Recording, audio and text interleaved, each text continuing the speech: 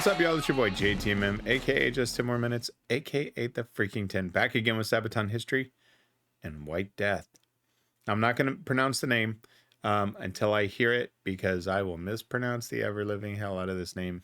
Not on purpose, but just I haven't heard it pronounced, and not being familiar with the language, I wouldn't understand how to say it. You know, this is the story that yesterday, when I recorded the song White Death, that just had me from the beginning, from the melody, the sound to it, all of it just like got me. The lyrics wise is what sold me, right? I'll never forget, because you're in the sniper's sight, the first kill tonight. Time to die.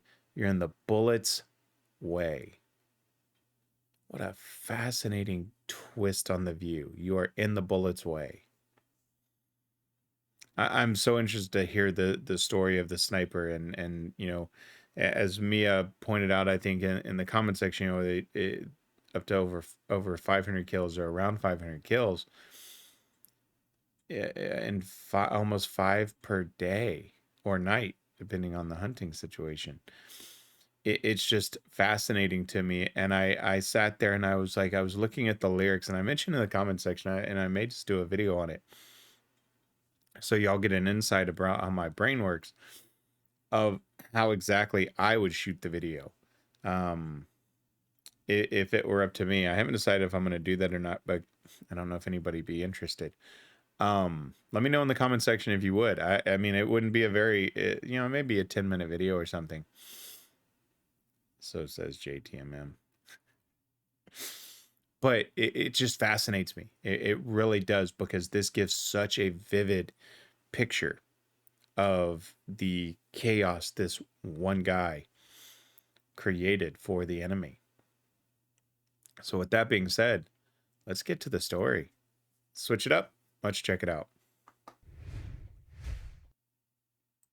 I'm Indy Nidell. And I'm Joachim from Sabaton. And this is Sabaton History.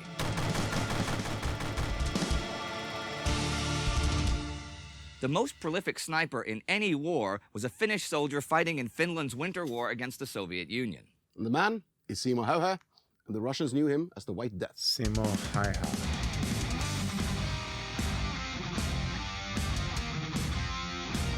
I love that.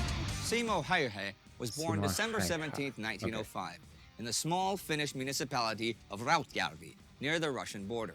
His peers described him as a friendly, mild-mannered, introverted man who kept to himself and to his daily work as a farmhand. Rautjärvi is surrounded by the tough Finnish wilderness, so although Simo grew up in quiet times away from city life, his own life was far from easy. The harsh, unforgiving winters forced the people of southeast Finland to come to terms with the wilderness around them. Early on, Simo excelled as a naturally gifted hunter, spending most of his youth outside in the forest, shooting small game with an old bolt-action rifle. By the age of 20, he had undergone his mandatory military service and had been promoted to corporal. He took part in several skiing and shooting competitions. He was a real biathlete, and he was especially renowned for his skills with the rifle.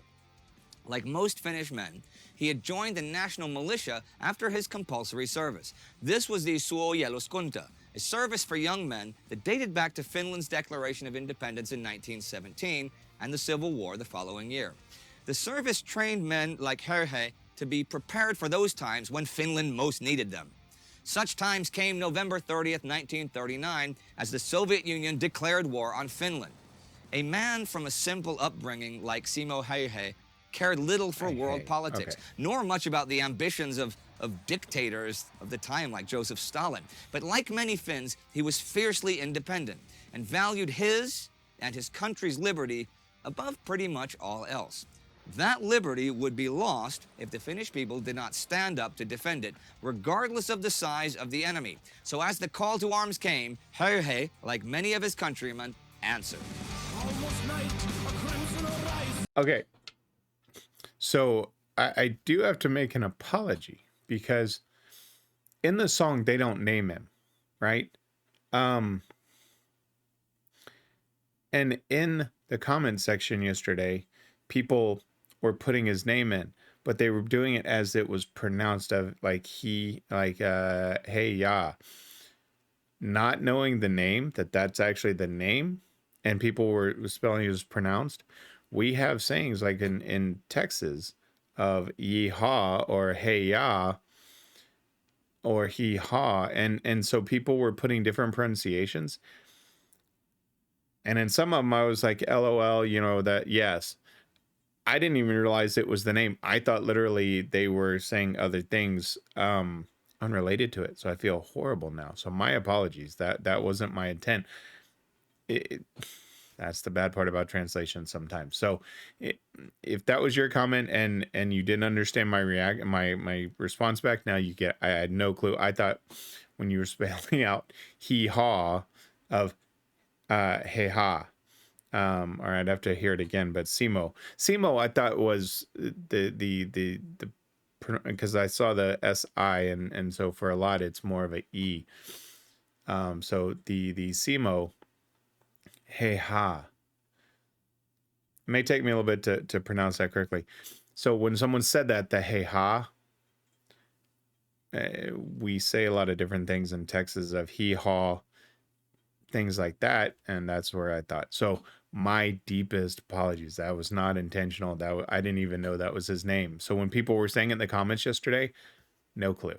Until a couple of people actually said, you know, hey, the Simo, and so I wanted to get that out. Now I get it with the pronunciation. So again, my apologies.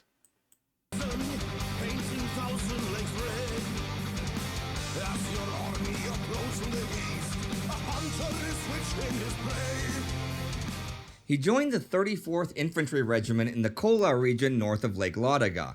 The Soviet 8th Army aimed for a quick breakthrough across the Kolanyoki River, but they were utterly unprepared to fight in such a region.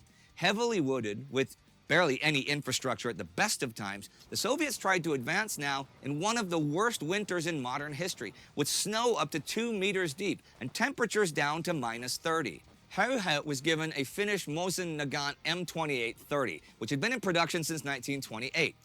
A bit shorter and a bit heavier than the Russian-manufactured rifles, but with the typical Mosin Nagant reliability and accuracy, the M28 was an excellent sniper rifle. Nicknamed the Pishtikorva, pointy ear, for the large ears on the front sight, it would perform well in the hands of an experienced marksman like Simo Hayha. The Finns could not hope to win against the might of the Soviet army in a straight-up pitched battle. The Soviets simply had more of everything: tanks, men, artillery. Instead, the Finnish art of war relied heavily on hit-and-run tactics, with men on skis who knew the terrain, outflanking, infiltrating, and ambushing the sluggish Soviet invaders, many of whom had no skis or did not know how to ski, ruining mobility. While the Finns were naturally familiar with the winter conditions, the Soviet forces were woefully not. Many. So I'll rewind it for a second. So my question is, and maybe Indy touches on it and they just haven't yet. So obviously Torny served in the Winter War as well. Did they know each other? Is it ever touched upon? Is it ever brought up? I'm just curious because we're back in this Winter War, right? And y'all have mentioned, and there's one more song. I'm not even going to try to pronounce that one. Apologies. That will be done on Monday. Yeah, Monday. So I was very curious if they interacted or if Indy touches on that. I guess I'll find out. Familiar with the winter conditions, the Soviet forces were woefully not. Many came from the military district of Leningrad and had not even been supplied for a long, drawn-out conflict. The winters in Finland are harsh and unforgiving, and even when the sun is out during the short days, it is still bitterly cold. Hayha wrapped himself in a thick and heavy snowsuit, insulating himself as much as possible from the snow and the cold winds, and he wore fur mittens and a sniper mask. The white color of his clothing blended in perfectly with the winter environment and the snow-covered forests of Kola. He preferred to work alone, being accustomed to stalking the deep forests on his own, and he knew to rely on his instincts. Patience was vital, as was leaving as little trace of his passage as possible. A hunter had to be cunning and precise in his actions. Carrying only a day's worth of food and around 50 or 60 rounds with him, Hayha relied on his knowledge of the wilderness to find a good spot from which he could establish his sniper's nest. Once he found his position, he would build a little snow fort around himself to blend in with the environment. He placed his rifle on a snowbank that both stabilized his aim and prevented any snow from being thrown up by the recoil, and waited for the enemy to march into his killing field. When Soviet soldiers, struggling and freezing in the snow, would cross his path, Hayha put a handful of snow in his mouth to hide his breath. Then he pulled the trigger. All alone, a man with his gun wanders into the wild. Tracks you down, you cannot hide once he is onto your trail. You know, that's I'll rewind it. Already, I get the mentality that he had, because growing up like that, right? I mean, truly, you are trusting your instincts and your surroundings, and him being completely familiar with those surroundings and that type of situation put him to be perfect for this, right? As I said, hunting the sheep on his own, right? That is just survival 101 of, if you're trying to survive, you need food. And that's what he grew up doing. And him doing that on his own, I mean, holy crap. No wonder he was deadly with that. Holy moly. You cannot hide once he is onto your trail. It is said that during his training in the Army, he was able to hit a target 150 meters away up to 16 times a minute. So now, the marching routes were full of dead Soviet soldiers who fell prey to the hidden marksman without ever knowing what had hit them. Soviet positions were soon discovered, deserted of the living, but packed with bodies, frozen in their last positions before being shot and killed. Sometimes they were found still standing up, and in the sub-zero temperatures, even a minor wound was often fatal, as the weakened body would have a harder time surviving the elements. And Hayha is believed to have not missed his target very often. In his short time at the front, his kill tally would rise to unprecedented levels. Hundreds fell to his rifle. So many, in fact, that his superiors did not believe the stories at first. Apparently, just before Christmas, he killed 25 soldiers in just one day. While many Finnish and Soviet snipers used modern sniping rifles outfitted with telescopic lenses, Hayha relied on the old-fashioned iron sights. Not only did he feel that this gave him a better picture of his target, but more importantly, it would allow him to keep his head down lower, and in turn, lower his whole profile, making him harder to spot. And lenses could reflect the light and reveal position, as was the case with many Soviet marksmen who were sent out to counter-snipe him and instead met their fate to his outdated rifle. Yeah, you know, it's one of those things, and that's one of the things that they always have highlighted in movies, right? Of sniper versus sniper, and even in video games, in Sniper Elite, it's one of the ways that you spot where snipers are, is that reflection from the sun onto the lens. And then also, I mean, 100% correct, right? If you really think about it, is with just using the iron sight, you have a much wider range of vision than just the scope. And for him, he grew up doing it. I mean, it's where his comfort level was. No wonder the dude was deadly. I mean, it was like that is the perfect storm. Counter snipe him and instead met their fate to his outdated rifle. But Hayha was also trained with the 9mm Suomi submachine gun, and depending on the fighting at hand, he also carried hand grenades and a traditional pulkko army knife as a last resort. As a sniper, acting often alone beyond the front lines, Hayha had to be careful and often forfeited obvious targets if they would endanger his position. The Soviets began beefing up their own counter-sniping activity, especially after his kill tally gained him both fame and infamy. If they suspected him of being somewhere, they would order artillery strikes in his general direction in the hope of finally neutralizing him. There's even the story that a Soviet commander asked to be sent a famous Soviet sniper to eliminate Hayha. After that sniper had killed several Finnish soldiers and officers, he waited for Simo to react and eventually show himself. He waited and waited, and as the sun went down, he decided to call it a day and was about to get up. That was when Simo Hayha shot him right through the head. Another story was that Soviet soldiers began carrying large iron shields into the field to help guard them from sniper fire. The Finnish snipers like Hayha were accurate enough that they simply shot them in the kneecaps.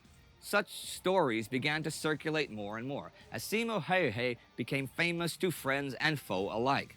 The Finnish propaganda portrayed him as a symbol that embodied the struggle of little defiant Finland, while the Soviet propaganda called him Pilejä Smrt, White Death. Something just happened. The audio on it just switched. I don't know if that was just me.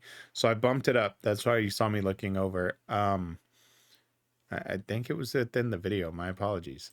The legend of White Death spoke of a ghost-like figure that was both everywhere and nowhere, creeping tirelessly through the woods. It freaked the Soviet soldiers out, and it boosted Finnish morale. Oh, I bet.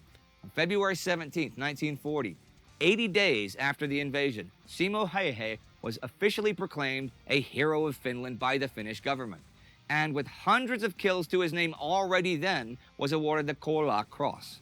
He was promoted and gifted a custom-made Sako M2830 rifle.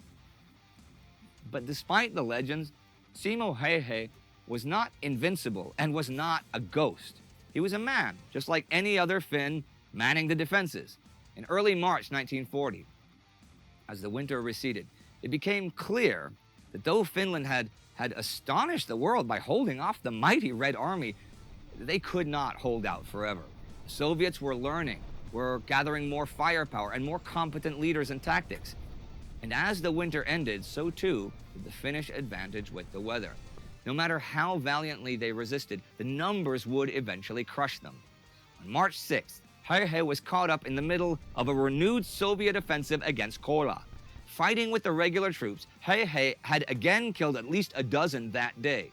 An exploding bullet hit him in the jaw and ripped his lower face apart. Saved by his comrades, he was dragged out of the fighting and into hospital. He spent several days in a coma, and when he awoke on March 13th, peace had been signed. The war was over for both him and his country.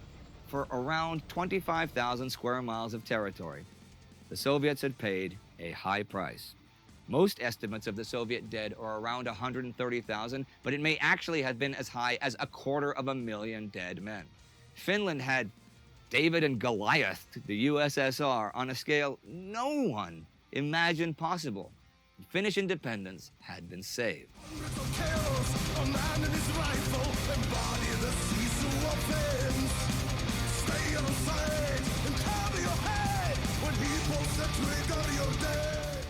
Simo Hayha would bear the wounds to his face for the rest of his life, but otherwise fully recovered. He could not go back to his own home, though, which was now on the other side of the Soviet border. So I'll rewind it again. Okay, so much like Tony, right, after that peace treaty that was signed, his home was part of that land, I guess, that was agreed to be given to the Soviets. Interesting. Back to his own home, though, which was now on the other side of the Soviet border. But he found a new home and lived a long, peaceful life until his death in 2002. Wow. In later interviews, Hayha repeatedly emphasized that during his service in the Winter War, he simply did what he was told. But he was the best at it. In not even 100 days, his official score was 505 kills, making him the most successful sniper in history. That's just the official tally. Unofficially, it was higher. Now, of course, those numbers will always be debatable, such is the nature of war, but the legend of White Death is very much alive today, and not just in Finland. When asked what it was that made him such a great sniper? Hayha simply answered, practice. Mm-hmm.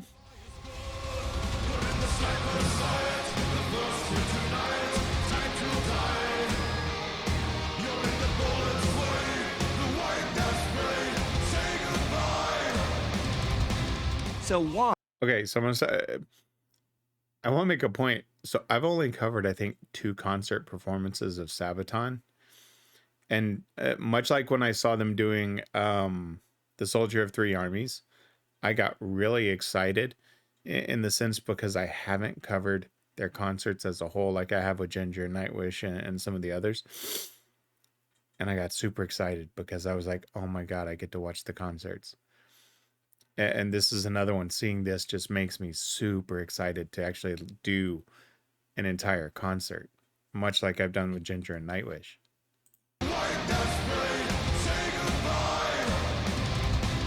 So why, of all the military figures available throughout the history of humanity, did you pick Simo to write about? The story of Simo is one of the most inspiring in military history, at least for me. Personal opinion, of course, but that song and that story is kind of important for Sabaton history because without that song, maybe we wouldn't even have the album Heroes that came later. Okay, but it wasn't, his song isn't on Hero. No, that's on Coat of Arms. That was the first time we asked our fans, that's you guys, about sending in, well, basically giving us ideas for songs. Okay, but you guys still do that? Yes, But this was the absolutely. beginning. That was the first time. We got a lot, lots and lot. Pat's mailbox was, totally full. That was one of the stories that really, only by reading kind of the name makes you want to find out. Now, so if they're sending in, several thousand suggestions, you obviously can't read whole biographies about all of these people or anything, right? Oh, no. Obviously, Pat is the one who is going through it all, basically. Is that right, Per? Yeah. All right.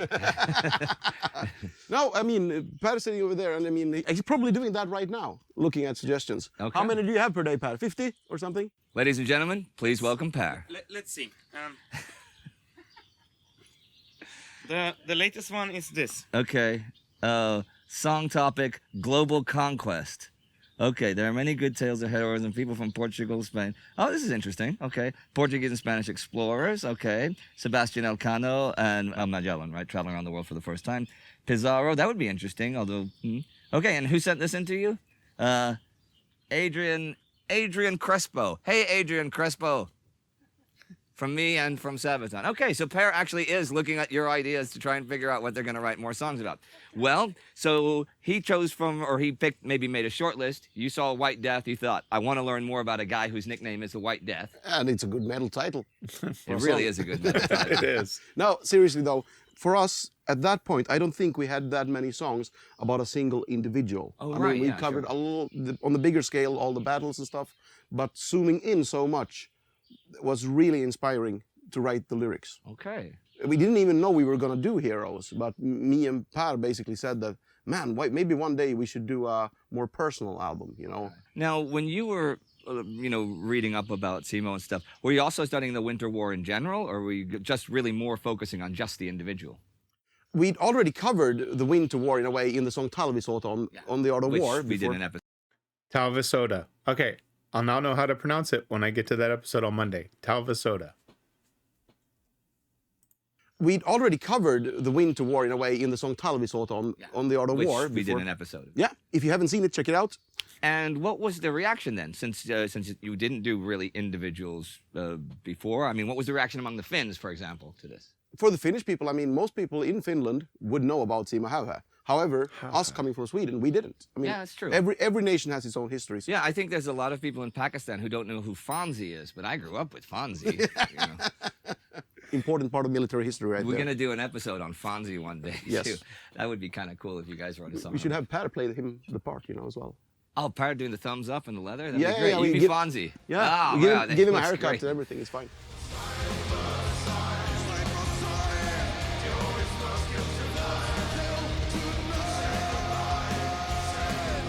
Oh, I All cannot right, watch. well, that was The White Death, and this is Sabaton History for today. See you next time.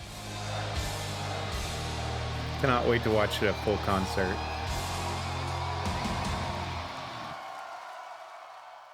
Thanks everybody for watching this week's episode of Sabaton History Channel. Don't forget to subscribe to the YouTube channel. Don't forget to support us here on Patreon. And we will see each other very soon again, okay? What is that? Become Patreon. Better for your health. Freaking characters. You know, so unlike Tyranny, Simo, you know, was able to live a long, full life. So I'm happy for that instance. You know, it's a double-edged sword because war is always hell. And obviously he took lives of the enemy, and that's war, unfortunately. But what a fascinating story, because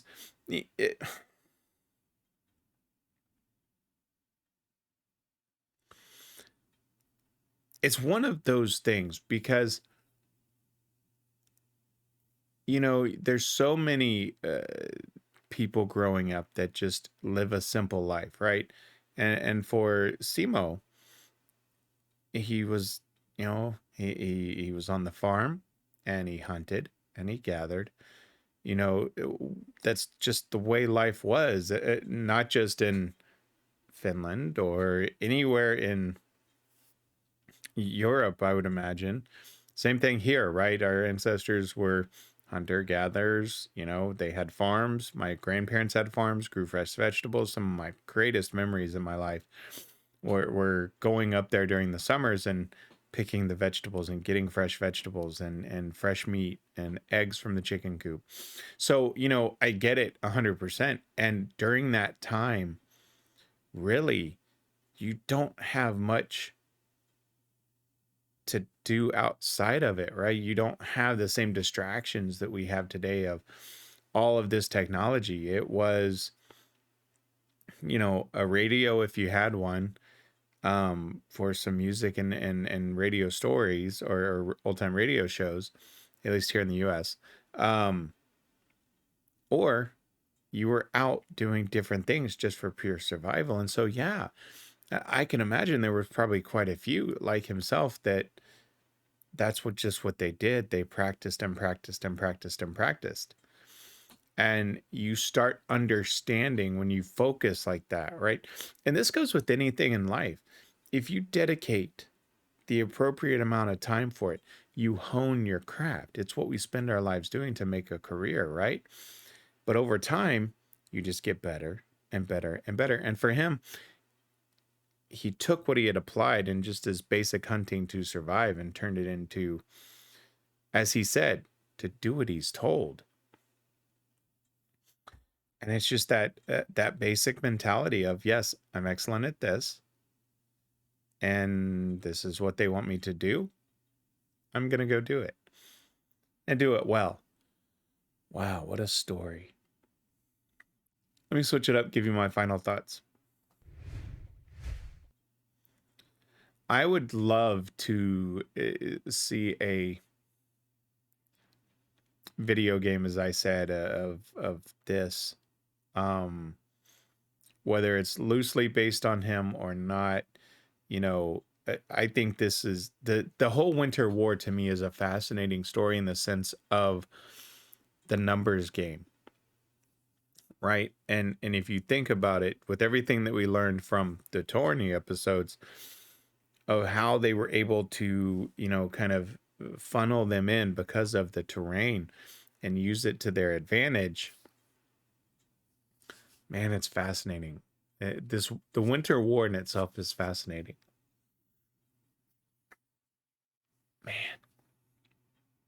And I'm sitting here processing, man, everything that Joachim was saying, because when you talk about, you know, the songwriting pieces of it and looking for inspiration and just, you know, taking random emails from people or messages and digging into them and those suggestions, and just having this endless content is just awesome. But it also gave me some thoughts, as I think I actually want to do some more writing.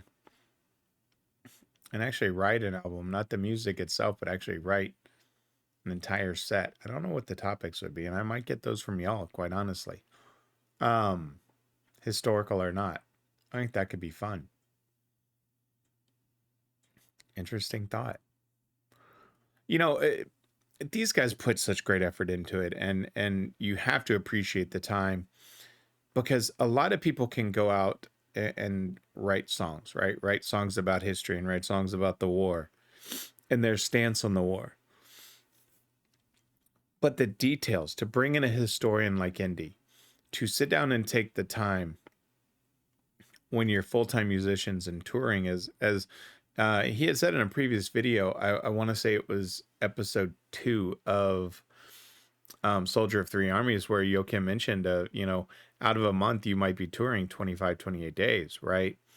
Or traveling and doing shows, you know, 5 shows a week, as he mentioned. And to then also take the time to put stuff like this together in between when they can, it's just amazing to me. My apologies. It is 5:08 in the morning here. You'll always get the real me. I'm not going to do the overproduced stuff where, oh yeah, everything's perfect and shiny. No, I'm tired. But I do this because I absolutely love y'all and I love the interactions we have. So, you know, as long as y'all put up as those little yawn breaks, we're good. You know, I can't wait to get to, now I've already forgotten, is it Tavasoda, I think is what, on Monday, because this whole winter war again has me fascinated. Amazing story. So I want to see how that story goes, if that covers the whole thing or one part of it, etc. Anyway, with that being said, that's going to do it with this one. I won't do all the notifications and all that. Y'all know that. Like, subscribe, share, all of that. If y'all want to support me in other ways, you can at buymeacoffee.com/JTMMTV. And some of you already have, and I appreciate and thank you greatly.